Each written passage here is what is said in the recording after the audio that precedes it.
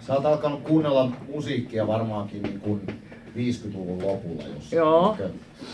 Ja ajateltiin, että jos olisi joka vuosikymmeneltä joku biisi. Joo.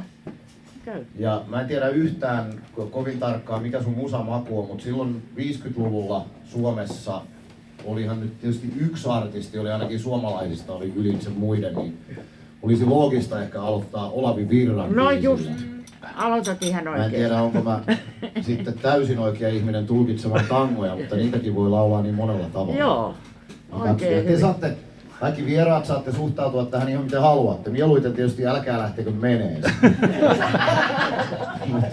Muuten saatte ihan vapaasti vaikka tanssahdella tai laulaa mukana tai ihan vaan istua ja kuunnella. Ihan kuinka vaan. Joo.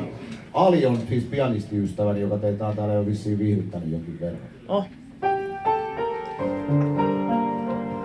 Ai hieno.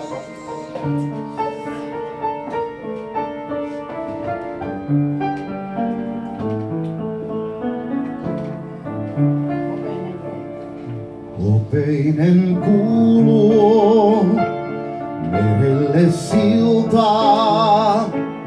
Ei tulla koskaan, voisi kai tällaista iltaa. Odotan turhaan sinua armain.